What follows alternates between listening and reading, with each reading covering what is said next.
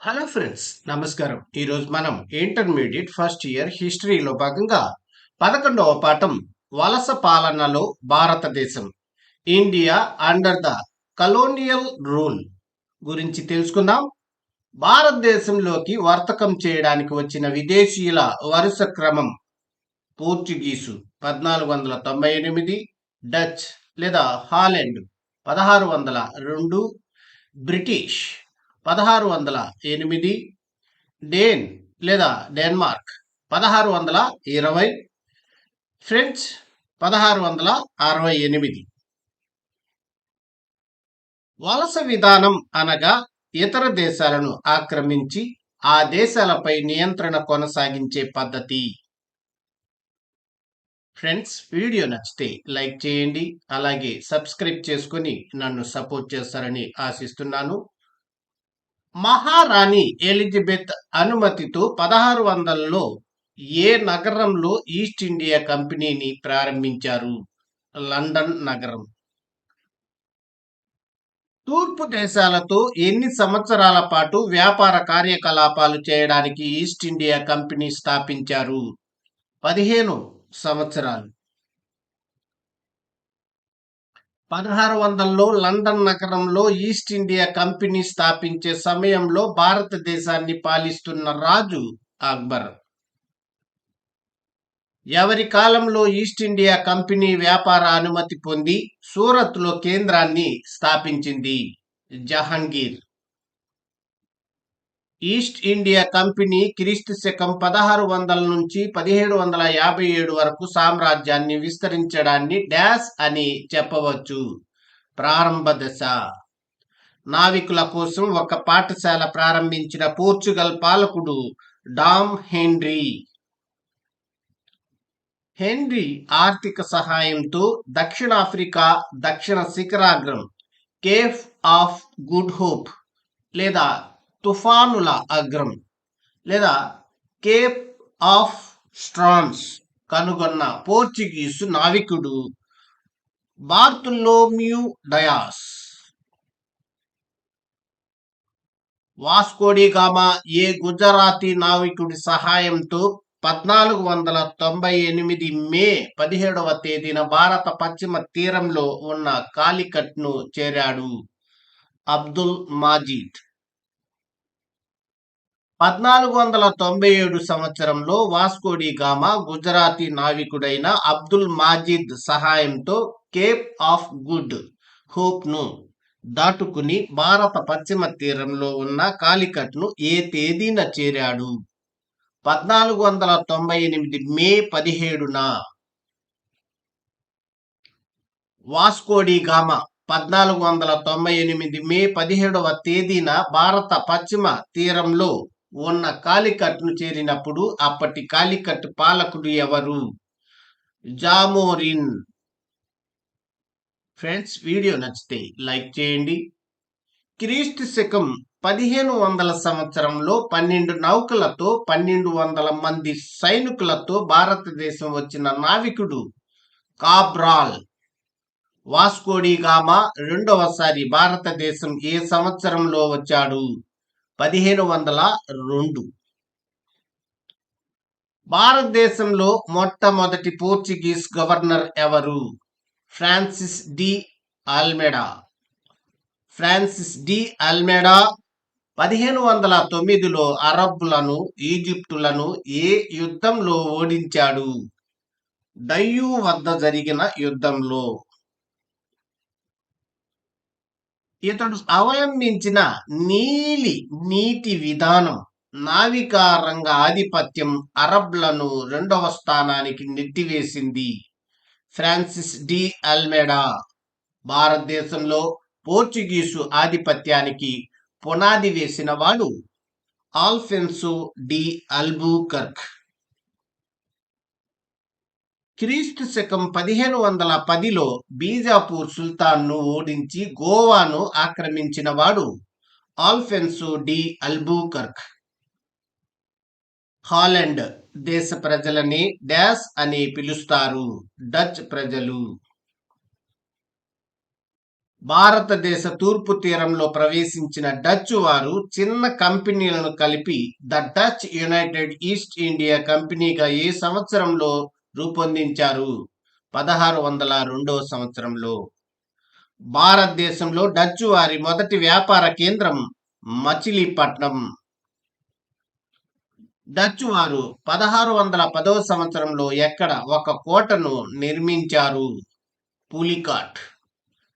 Dutch వారి వర్తక కేంద్రాలు మచిలీపట్నం 1610, సూరత్ 1616, భీమునిపట్టణం 1641, బెంగాల్లో చిన్సూరా 1653, కాసిం బజార్ పాట్నా 1658. డేన్లు అంటే డెన్మార్క్ దేశ ప్రజలు. భారతదేశంలో బ్రిటిష్ వారి తర్వాత ప్రవేశించిన వారు డేన్లు 1620. డేన్ల వర్తక స్థావరాలు ట్రాంక్వీబార్ తంజావూరు, శ్రీరంపూర్ బెంగాల్. డేన్ల ప్రధాన వర్తక కేంద్రం శ్రీరంపూర్. సాహసవంతులైన 200 మంది బ్రిటిష్ వ్యాపారస్తులు ఇంగ్లీష్ ఈస్ట్ ఇండియా కంపెనీని ఏ సంవత్సరంలో స్థాపించారు? 1600 సంవత్సరం.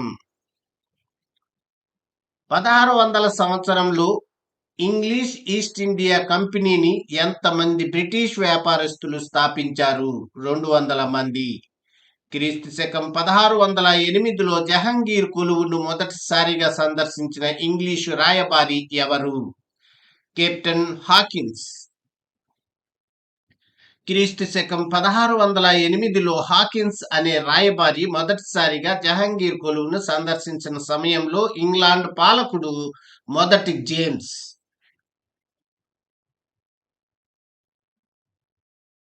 ఫ్రెండ్స్, వీడియో నచ్చితే లైక్ చేయండి. గోల్కొండ సుల్తాన్ నుంచి ఏ సంవత్సరంలో మచిలీపట్నంలో వర్తక స్థావర ఏర్పాటుకు బ్రిటిష్ వారు అనుమతి పొందారు? 1611. క్రీస్తు శకం 1615లో భారతదేశంలో వ్యాపారం చేసేందుకు జహంగీర్ నుంచి అనుమతి పొందిన బ్రిటిష్ రాయబారి ఎవరు? సర్ థామస్ రో. బ్రిటిష్ వారు సూరత్లో మొదటి వ్యాపార స్థావరాన్ని ఏ సంవత్సరంలో ఏర్పరిచారు? 1616. బ్రిటిష్ వారు 1616లో మొదటి వ్యాపార స్థావరాన్ని ఎక్కడ ఏర్పరిచారు? సూరత్. చంద్రగిరి రాజు నుంచి ప్రస్తుతం చెన్నైగా పిలుస్తున్నటువంటి మద్రాసుని 1639లో పొందిన ఈస్ట్ ఇండియా కంపెనీకి చెందినవాడు ఫ్రాన్సిస్ డే. మద్రాసులో సెయింట్ జార్జ్ కోట ఏ సంవత్సరంలో నిర్మించబడింది? 1641. పోర్చుగీసు యువరాణిని బ్రిటన్ యువరాజు వివాహమాడినందువల్ల వరకట్నంగా అందుకున్న పోర్చుగీసు వర్తక స్థావరం ముంబాయి అని పిలువబడుతున్న బొంబాయి. బొంబాయిని గొప్ప వ్యాపార స్థావరంగా అభివృద్ధి పరచడంలో కీర్తి పొందినవాడు జెరాల్డ్ అంగియర్. ఫ్రెంచ్ ఈస్ట్ ఇండియా కంపెనీని 1664లో స్థాపించిన వాడు కాల్బర్ట్. ఫ్రెంచ్ ఈస్ట్ ఇండియా కంపెనీని స్థాపించిన కాల్బర్ట్ ఏ ఫ్రెంచ్ రాజు వద్ద ఆర్థిక మంత్రిగా పనిచేసేవాడు? 14వ లూయి. ఫ్రెంచ్ వారు తమ మొదటి వ్యాపార స్థావరాన్ని సూరత్లో ఏ సంవత్సరంలో స్థాపించారు? 1668. ఫ్రెంచ్ వారు తమ మొదటి వ్యాపార స్థావరాన్ని 1668 సంవత్సరంలో ఎక్కడ స్థాపించారు? సూరత్. ఫ్రెంచ్ వారి వ్యాపార కేంద్రాలు సూరత్ 1668, మచిలీపట్నం 1669, పుదుచ్చేరి 1674. పుదుచ్చేరి నగర నిర్మాత ఫ్రాంకోయి మార్టిన్. ఫ్రెంచ్ ప్రధాన వర్తక కేంద్రం పుదుచ్చేరి. హుగ్లీ నది తీరంలో 1690లో ఏర్పాటు చేసిన ఫ్రెంచ్ వర్తక కేంద్రం చంద్రనగర్. ఆంధ్ర తీరంలో 1723లో స్థాపించిన ఫ్రెంచ్ వర్తక కేంద్రం యానాం.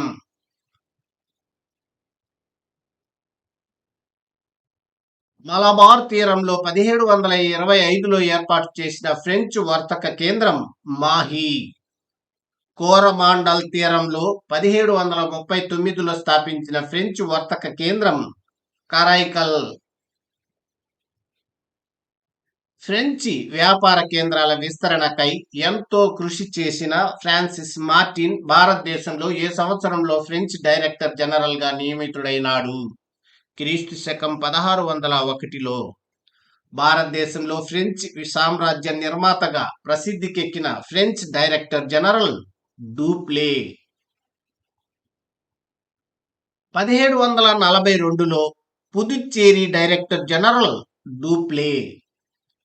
1742లో పుదుచ్చేరి డైరెక్టర్ జనరల్ గా ఉన్నప్పుడు పరిపాలనలో తగిన విధంగా సహాయం చేసిన డూప్లే భార్య ఎవరు? బేగం జోనా. దోస్ట్ అలీ తర్వాత అధికారంలోకి వచ్చిన కొత్త ఆర్కాట్ నవాబ్ అన్వరుద్దీన్. మొదటి కర్ణాటక యుద్ధానికి కారణం ఐరోపాలోని ఇంగ్లాండ్ ఫ్రాన్స్ మధ్య జరిగిన ఆస్ట్రియా వారసత్వ యుద్ధం. మొదటి కర్ణాటక యుద్ధంకు కారణమైన ఫ్రెంచ్ గవర్నర్ డూప్లే. మొదటి కర్ణాటక యుద్ధం సమయంలో కర్ణాటక నవాబు అన్వరుద్దీన్. డూప్లే మరియు అన్వరుద్దీన్ మధ్య జరిగిన యుద్ధం సెయింట్ థోమ్ లేదా అడయార్ నది యుద్ధం. ఈ ఒప్పందం ప్రకారం యూరోప్లో ఆస్ట్రియా వారసత్వ యుద్ధం అంతమైంది. ఎక్స్లా చాపెల్ ఒప్పందం. ఎక్స్లా చాపెల్ అనేది ఫ్రాన్స్లోని పట్టణం. క్రీస్తు శకం 1744-48 వరకు జరిగిన మొదటి కర్ణాటక యుద్ధం ఏ సంధితో ముగిసింది? ఎక్స్లా చాపెల్ సంధి లేదా ఆక్స్లా చాపెల్ సంధి. 1748లో జరిగిన ఎక్స్లా చాపెల్ సంధితో ముగిసిన యుద్ధం మొదటి కర్ణాటక యుద్ధం లేదా ఆస్ట్రియా వారసత్వ యుద్ధం.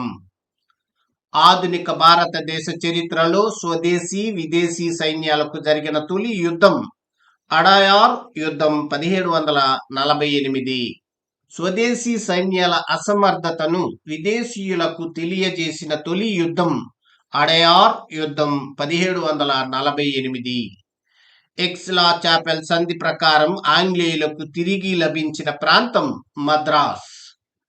ఫ్రెండ్స్, వీడియో నచ్చితే లైక్ చేయండి. కర్ణాటక యుద్ధాలు ఏ సంధితో ముగిశాయి? మొదటి కర్ణాటక యుద్ధం ఎక్స్లా చాపెల్ సంధి. రెండవ కర్ణాటక యుద్ధం పాండిచ్చేరి ప్లస్ తిరుచినాపల్లి. మూడవ కర్ణాటక యుద్ధం ప్యారిస్ సంధి. స్వదేశీ రాజుల వ్యవహారాల్లో ఆంగ్లేయులు ఫ్రెంచి వారు జోక్యం చేసుకోవడం వల్ల జరిగిన యుద్ధం రెండో కర్ణాటక యుద్ధం.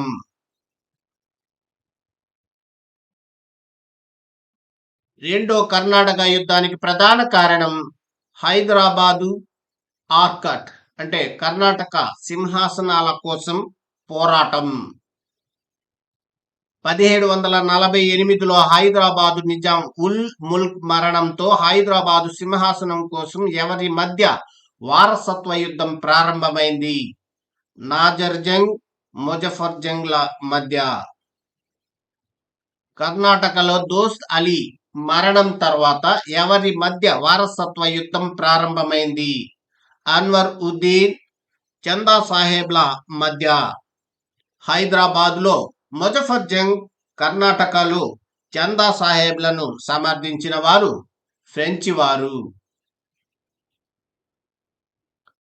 హైదరాబాద్లో నాజర్ జంగ్, కర్ణాటకలో మహమ్మద్ అలీ అంటే అన్వరుద్దీన్ కుమారులను సమర్థించిన వారు ఇంగ్లీష్ వారు.